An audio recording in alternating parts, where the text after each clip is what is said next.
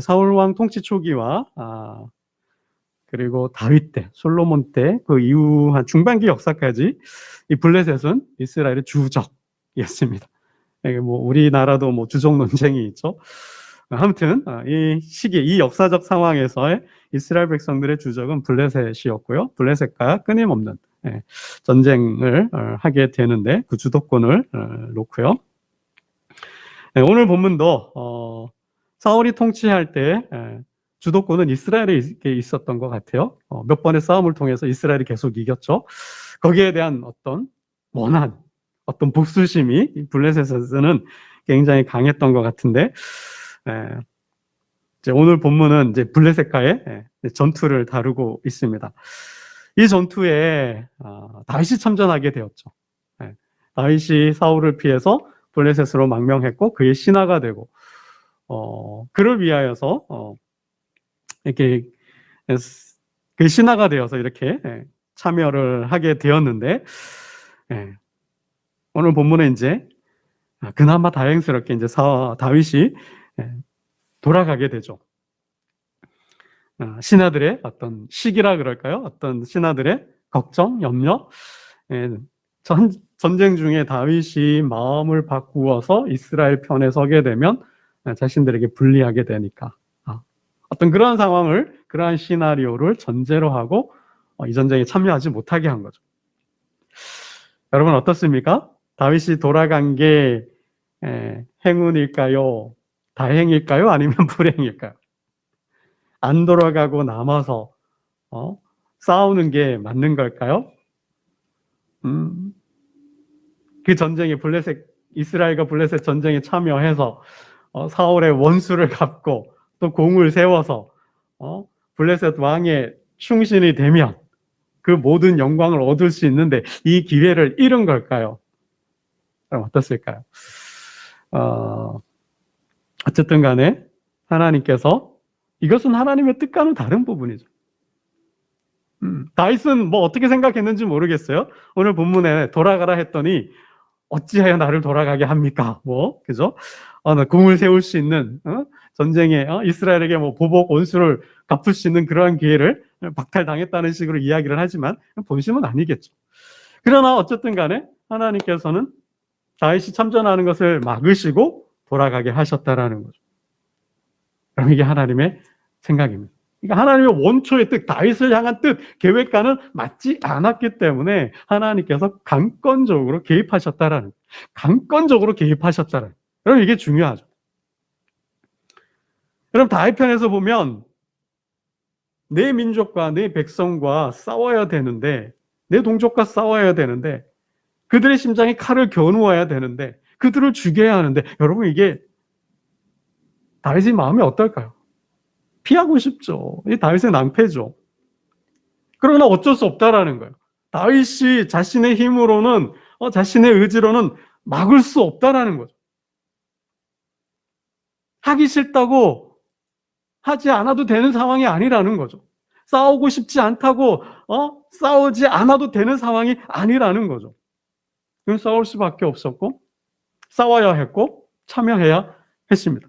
다윗의 뜻하고는 상관없어요. 다윗의 의지와는 상관없어요. 뭐요? 다윗의 손을 벗어났다라는 거죠. 다윗의 손을 벗어났다라는 거예요. 다윗은 참여하고 안 하고의 문제에 어떤 관여하고 간섭하고 개입할 수 없다라는 거예요. 하기 싫어도 어쩔 수 없이 참여할 수밖에 없다. 이건 왕의 명령이죠.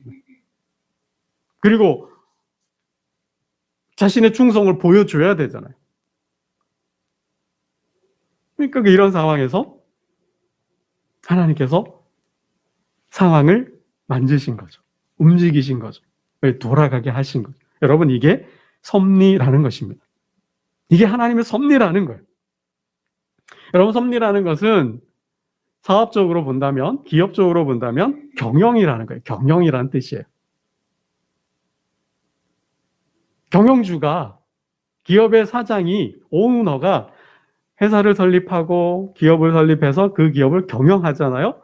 올해 목표를 세워요. 계획을 세워서 목표를 세우고 그 목표를 달성하기 위하여 치밀한 계획들을 세우고, 그죠? 목표를 달성해 가요. 어떤 기업의 이익 창출을 위해서. 이 모든 과정을 뭐라 그래요? 경영이라 그러죠. 뭐 세계 경제가 안 좋아졌어요. 증시가 뭐 안 좋아졌어요.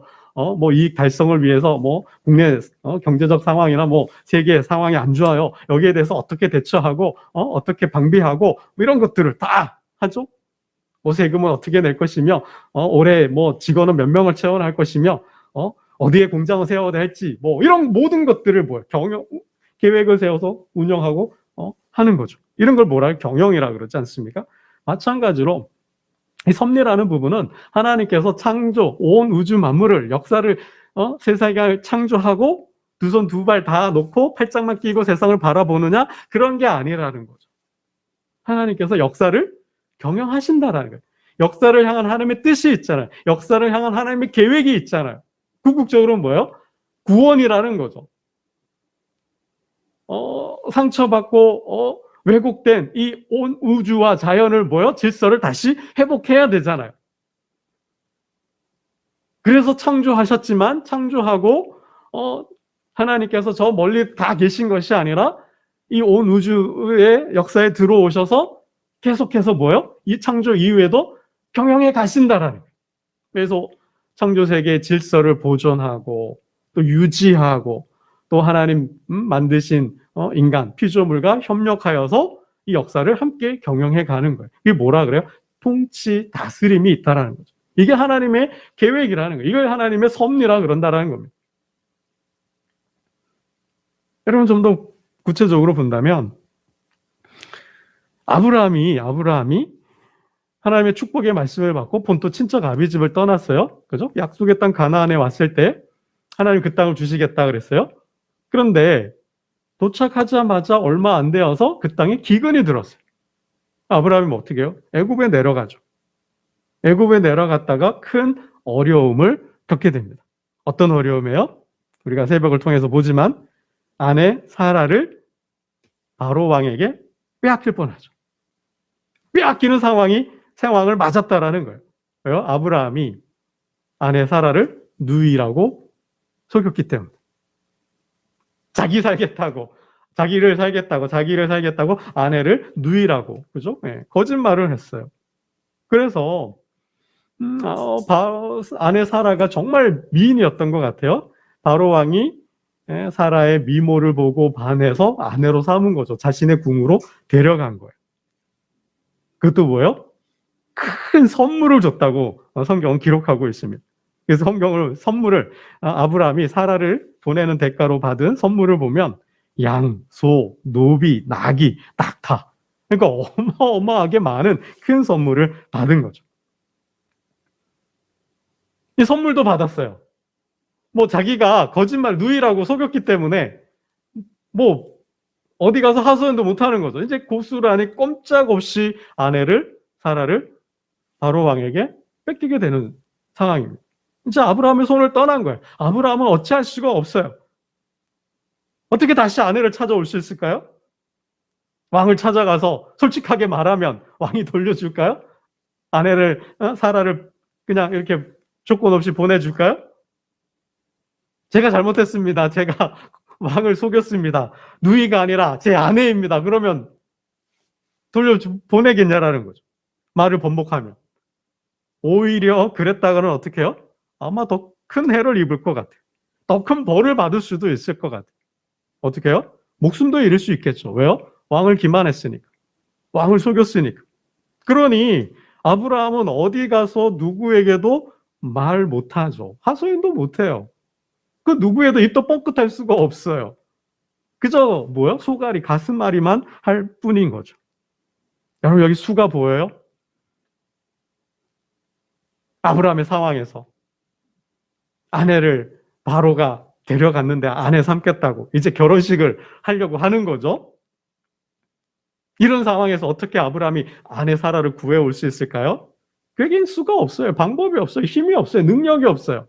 있다면 기적이 일어나거나 또 있다면 반란을 해서 몰래 아내를 이게 이렇게 다시 보쌈을 해오듯이 하여튼 이렇게 반역을 해서 반란을 일으켜서 데려와야 되는데 그럴 힘도 능력도 없죠. 아브라함의 손을 떠난 거죠. 근데 갑자기 바로가 아내를 사라를 보냈어요. 조건 없이 돌려줬어요. 사라를 아내로 취하였다가 큰 재앙을 만나게 되죠. 성경을 보면 큰 재앙을 당했다고 그래요. 그리고는 사라를 돌려보냅니다. 그리고는 이렇게 아브라함에게 말을 합니다. 여호와께서 아브라함의 아내 사레의 일로 바로와 그 집에 큰 재앙을 내리신지라. 이 사레를 자신의 아내로 삼으려고 했다가 하나님께서 그의 집에 큰 재앙을 내렸대요. 그리고는 어찌하여 네가 나를 그를 누이라 하여 내가 그를 데려다가 아내로 삼게 하였느냐. 내 아내가 여기 있으니 이제 데려가라 라는 거예요. 여러분, 이게 하나님의 간섭이죠. 하나님의 개입이죠. 이게 하나님의 섭리라 그러는 거예요. 여러분, 큰 재앙, 바로에게 그의 집에 내렸던 큰 재앙이 뭘까? 그 본문에서는 그 재앙이 무엇인지 소개하지 않아요. 그런데 이와 비슷한 사건을 또 겪어요. 이번에는 블레셋을 통치하는 그랄 왕에게 또 당합니다. 이 마므레 돌아오죠. 돌아와서 마므레라는 지역에서 살았던 것 같은데 네게브라는 지역으로 이제 이주를 하게 됩니다. 거처를 장막을 옮겼어요. 이제 그랄 왕이 통치하는 땅인데 거기서도 아브라함이 또 똑같은 실수를 해요. 당시 문화가 어쨌는지 그랬는지는 모르겠지만 아름다운 여인과 사는 것은 생명의 지장을 목숨을 걸어야 했던 모양인 것 같아요. 그러니까 아름다운 여인이 있으면 살고 있으면 남편을 죽이고 아내를 빼앗아가는 그러한 일들이 많았던 것 같아요. 그러니까 이제 아브라함과 사라가 약속을 합니다. 우리는 부부 사이가 아니다. 우리 부부 사이라고 하지 말고 뭐라 그래요? 오누이 관계다. 우리는 오늘부터 오누이야, 부부가 아니야. 이렇게 서로 약속을 하고 네게브 지역에서 살았던 거예요. 그러니까 사람들이 물어보면 당신 아내입니까? 남편입니까? 그럼 우리 부부 아닌데요? 우리 오누이 사이인데요? 이렇게 되는 거죠. 그래서 그랄 왕이 어떻게 해요? 또 사라를 보고 그 미모에 반해서 자신의 아내를 삼으려 했다라는 거예요. 데려갔어요.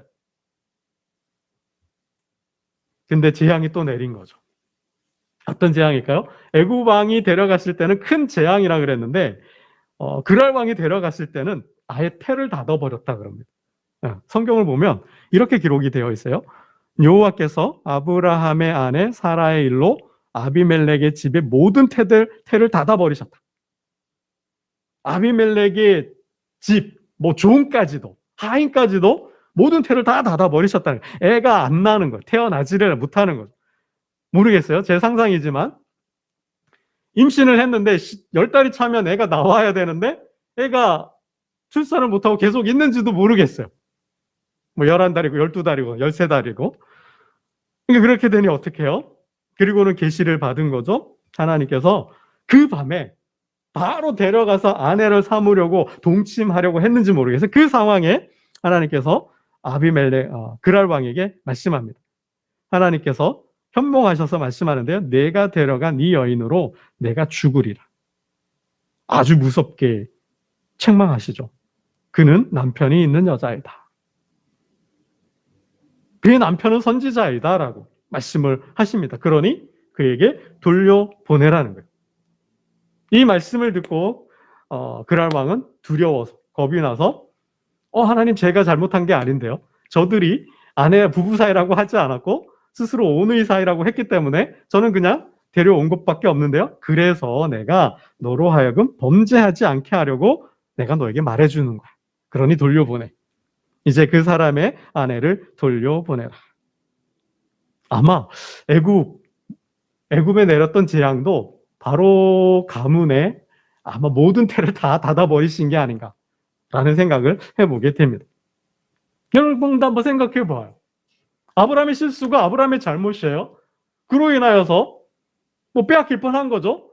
왕들이 자신의 아내를 삼으려고 한 거죠. 근데 왜 하나님께서 간섭하고 개입하셨을까요? 왜 하나님께서는 사라의 몸을 지켜주셨을까요? 사라의 몸은 그냥 몸이 아니죠. 보통 그냥 몸이 아니에요. 아주 귀한 몸이죠. 어떤 몸이에요? 하나님의 약속을 이어갈 백성들이 나올 몸이잖아요. 하나님의 언약 백성을 낳을 몸이잖아요. 하나님께서 약속해 주셨잖아요. 사라를 통하여서 내가 언약을 후사를 이어가게 하겠다. 내 몸에서 태어날 자가 너의 후계자가 될 것이라고. 내가 너와 너의 후손을 통하여 사람의 몸을 통하여 태어날 모든 후손과 내가 언약, 약속을 맺겠다고. 그러니 사라의 몸은 어떻게 해요? 성결해야죠. 순결해야죠. 깨끗해야죠. 아브라함 이외에 다른 남자가 범하면 안 되는 거죠. 그럴 수가 없는 거죠. 다른 남자의 아내가 여인이 되어서는 안 되는 거죠. 하나님께서 어떻게 해요? 아브라함의 손을 떠났으니까. 아브라함은 어쩔 수가 없잖아요. 자신의 잘못이기도 하고 또 상황이 왕들을 상대로 하기 때문에 하나님께서 개입하시는 거죠. 여러분, 마치 하나님의 신앙은 순수 혈통, 그죠? 순수한 믿음을 원하시는 모습을 하나님께서 보여주십니다. 여러분, 개인적인 적용으로 우리가 한번 해본다면 하나님 주신 이 몸을 유교의 사상에도 뭐요? 수지 부모는 발행 보이죠? 부모로부터 받은 것이니 손 하나, 머리털 하나, 손끝 하나 얘기하면 안 되잖아요. 이처럼 이 몸은 하나님께서 주셨다라는 거예요. 하나님께서 핏값으로 주고 사셨다는 거죠. 그래서 그 몸으로 뭐예요? 모든 영광 하나님께 돌려라. 몸은 하나님의 성전이고 하나님이 집이기 때문에 거룩하게 성결해야 되고 깨끗하게 순결을 유지해야 되고 뭐예요? 하나님께 그 몸으로 영광을 돌려야 된다 그랬어요.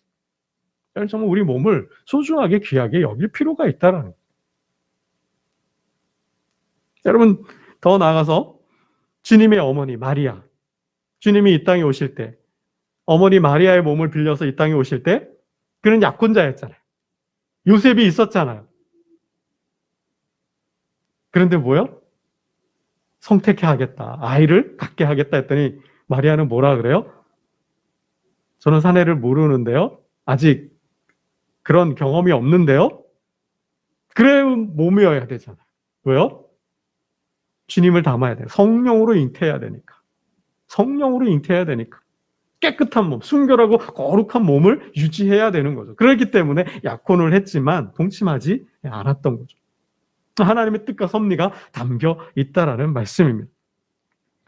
여러분, 오늘 본문 속에 왜 하나님께서는 다윗을 도우셨을까요? 이 구렁에서 벗어날 수 없는, 빠져나올 수 없는 이 수렁에서 왜 하나님은 그를 강권적으로 끄집어 내셨을까요? 그는 이스라엘의 왕이 될 사람이잖아요. 이스라엘의 왕이 될 사람이 이스라엘을 치고 이스라엘을 공격하고 이스라엘을 죽이는 그 전쟁에 참여하면 어떻게 되겠어요? 후에 왕이 될 수가 없겠죠. 왕이 된다면 큰 오점이 되고 오히려 그 왕이 되었을 때 뭐예요? 이 발목과 반역과 어떤 그저 정치적인 큰 부담이 얼마나 크겠어요. 하나님께서는 뭐예요? 그 모든 것을 내다보시고 그런 모든 싹들을, 위험과 위기의 싹들을 다 제거하시는 거죠. 그러니까 하나님은 그게 하나님의 역사고 하나님의 경영이라는 거죠. 하나님의 통치고 하나님의 섭리라는 것이죠. 하나님의 뜻을 위해서 하나님께서 역사하시는 방법인 줄로 믿습니다. 여러분, 이러한 성경의 모든 사건들은 이게 한두 번의 사건일까요? 이러한 사건이 하나님께서 역사에 간섭하시고 개입하시는 일들이 한두 건의 사건으로 밖에 없을까요? 아니죠. 성경 전체가 하나님의 역사요, 하나님의 섭리인 줄로 믿습니다. 역사 자체가 하나님께서 계획을 세우셨고 그 계획을 이루는 성취의 과정 속에 있다라는 거예요. 그래서 성경에 기록되는 거의 모든 사건들이 뭐예요? 하나님의 섭리적 사건이 된다라는 거죠. 하나님의 섭리적 사건이 된다라는 거예요. 제가 가끔 예를 드는 이야기, 모세의 이야기가 아주 좋은 사례입니다. 모세가 태어났을 당시 모든 사내 아이는 죽어야 했어요. 그렇죠? 바로왕의 인구 조절 정책에 따라서 죽어야 했습니다. 산하 제한이잖아요. 남자는 죽어야 돼요. 애굽 나일강에 던져져 악어밥이 되어야 돼요. 더 이상 기를 수 없어서 부모가 갈대상자를 만들어 나일강에 떠나보냅니다. 근데 어떻게 해요? 악어밥이 되나요? 끝없이 떠나려가서 그냥 굶어 죽나요? 그렇지 않죠. 누구를 만나요? 바로 공주를 만나고 그가 양자를 삼고 바로궁에서 왕자로 키우죠. 이게 뭐예요? 하나님의 섭리라는 거죠. 왜요? 모세는 고통받는 압제당하는 이스라엘 백성들의 구원자이기 때문에 하나님의 뜻, 하나님의 역사를 이루어야 될 하나님의 사람이기 때문에 하나님께서 간섭하고 개입하시는 거죠. 여러분, 다윗이 도망 중에 정말 그 오랜 도망, 10여 년 이상 되는 도망 생활 중에도 잡혔나요? 단 한 번도 잡히지 않았어요. 오히려 자신을 추격하고 자신을 죽이려고 하는 사울을 죽일 수 있는 기회가 있었죠. 정말 한 번은 정말 큰 위기를 맞았어요. 도간에 든 쥐라는 표현처럼. 다윗이 나타났다는 이야기를 마온 지역에 그 광야에 다윗이 나타났다는 이야기를 듣고 사울이 군대를 일으켜서 포위해 오는 거죠. 이제 포위망이 점점 더 다가오는 거죠. 이제 잡히는 거예요. 잡히는 일만 남은 거죠. 근데 하나님께서 어떻게 해요? 블레셋을 일으켜요. 이스라엘을 치게 해요. 그래서 어떻게 해요? 돌아가게 하시는 거죠. 포위망이 풀렸어요. 그래서 그 지역의 이름이 셀라 하맛 느곳이라는 이름이 생겼어요. 셀라 하맛 느곳. 분리의 바위라는, 사울과 다윗이 분리되는 거죠. 이제 포위망이 점점 이게 압축되어서 다가오는데 블레셋이 공격하니까 군대를 돌이킬 수밖에 없었던 거죠. 여러분, 이게 뭐예요? 하나님의 섭리라는 거예요. 여러분, 인간이 인간의 힘으로 사는 것 같아요. 인간이 인간의 지혜로 사는 것 같아요. 뭐 문벌 좋고 학벌 좋고 뭐 사람 좋고 뭐 능력도 재주도 그걸로 사는 것 같지만 여러분, 그걸로 성공하고 그걸로 출세하고 그걸로 잘 될 수 있나요? 아니라는 거죠. 언제나 우리의 살아가는 상황은 우리의 손을 벗어나 있다는 거죠. 물론 할 수 있는 게 있어요. 뭐 서울대 열심히 공부하면 갈 수 있어요. 그렇죠? 뭐 좋은 기업 우리가 열심히 준비하고 뭐 안 먹고 안 입고 안 놀고 포기하고 하면 뭐 갈 수도 있어요. 할 수 있는 게 있지만 할 수 없는 영역들이 있다라는 거죠. 여러분, 그 부분은 누구의 손에 달린 거예요? 하나님의 손에 달린 줄로 믿습니다. 여러분, 그래서 인간은 하나님의 존재를 인정해야 돼요. 그분의 지혜, 그분의 능력, 그분의 역사, 그분의 경영, 그분의 섭리를 인정할 수밖에 없는 거죠. 우리의 손이 닿지 않는 부분이 있잖아요. 우리의 지혜가 닿지 않는 부분이 있잖아요. 우리의 능력이 닿지 않는 부분이 있잖아요.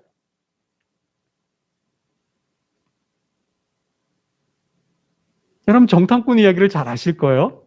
이제 여호수아가 가데스 바네아에서 가나안을 정복하기 위하여 정탐꾼을 보내죠. 두 사람을 보냈어요. 근데 발각이 됐어요. 피신을 했어요. 누구네 집으로?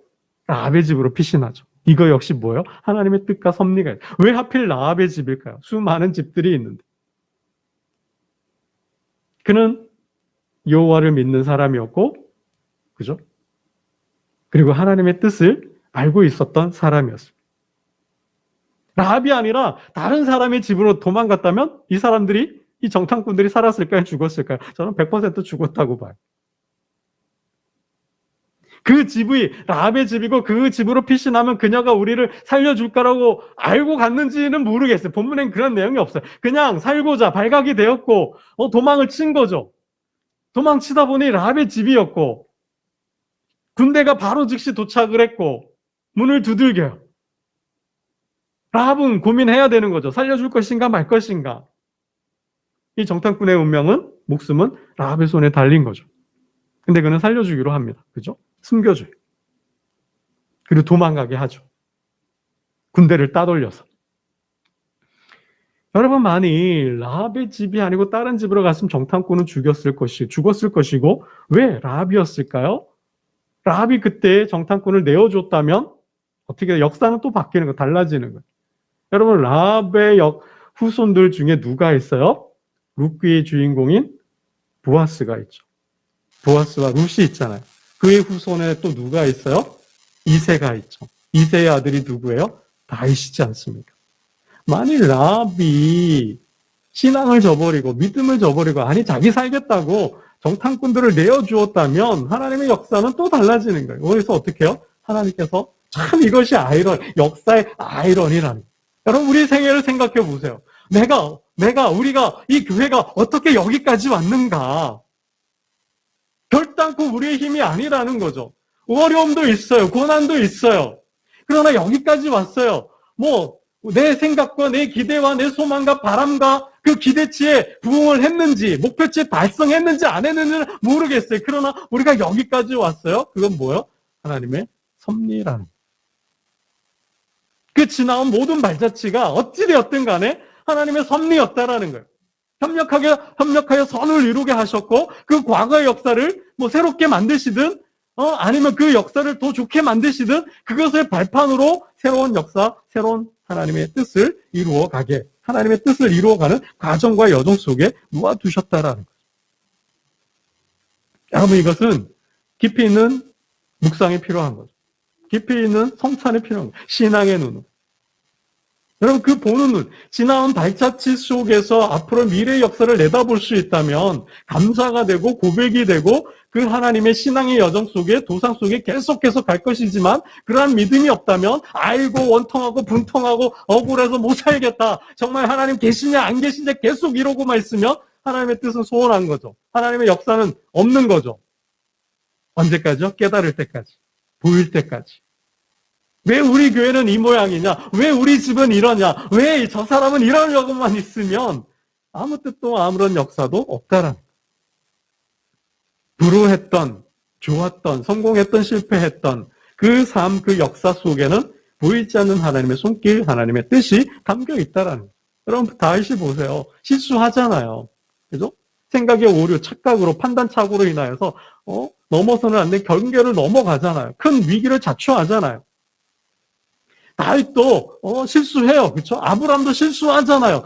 왜 거짓말을 해요? 그 거짓말 때문에 가정이 풍비박산날 위기를 자초하지 않습니까?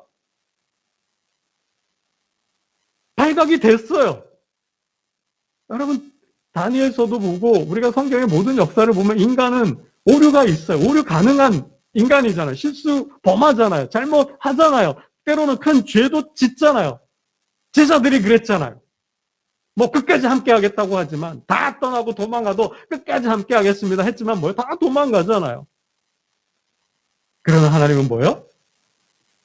그러한 실패와 좌절과 절망 중에도 하나님은 하나님의 뜻을 품고 그 역사를 이루어 가신다는 간섭과 계획을 통해서. 여러분, 말씀을 맺겠습니다. 여러분, 하나님의 섭리, 이게 하나님의 섭리인데요. 제가 이야기로 풀어서 말씀을 드렸지만 정말 하나님의 섭리가 뭘까? 하나님의 역사 경영이라는 것이 뭘까? 정말 하나님께서 주권자가 되셔서 역사를 경영하실까? 우리 교회를, 우리 사업을, 우리 가정을, 나의 인생을 경영하실까? 주도적으로 인도해 가실까? 여러분, 다니엘서를 보면 안다라는 거죠. 여러분, 에스더서를 한번 보면 안다라는 거죠. 아주 분명하게. 하나님 이름 에스더서는 하나님이란 단어조차도 나오지 않아요. 하나님이란 말이 없어요. 그러나 그 에스더서의 역사와 그 이야기 속에는 하만으로부터, 그 어둠의 세력으로부터 하나님의 백성과 모르드게와 에스더를 구원하는 역사 이야기를 다루고 있다는 거죠. 정말 드라마틱해요. 정말 반전이에요. 여러분, 다니엘서가 그렇잖아요. 느부갓네살이 고대 근동의 패권을 장악하고 고대 제국으로 바벨론이라는 큰 대제국을 세웠어요. 역사의 주인이에요. 그러나 하나님 뭐라 하셔요? 역사의 주권은 너가 아니라, 인간이 아니라 하나님께 있음을 보여주시잖아요. 대제국이 몇 번이요? 페르시아에서, 바벨론에서 페르시아로, 헬라로, 그리고 로마로 넘어가지만 인간이 역사를 주관하고 통치하는 것 같지만 역사의 주권은 하나님께 있음을, 하나님의 백성을 통해서 하나님 나라가, 이 땅의 역사가 주도되어 감을 보여주고 계신다라는 거죠. 여러분, 이게 하나님의 섭리예요. 우리의 신앙, 하나님께서 경영하신다는, 우리 가정을, 우리 교회를, 또 이 나라, 이 민족을, 역사를 경영주가 되셔서 경영하고 계신다는 그 믿음, 확고한 믿음이 있다면 하나님의 때에, 하나님의 방법으로 여러분의 가정과 교회와 일터를 향한 하나님의 모든 뜻을 이루시고 모든 영광을 받아주실 줄로 믿습니다. 기도드리겠습니다. 하나님 아버지,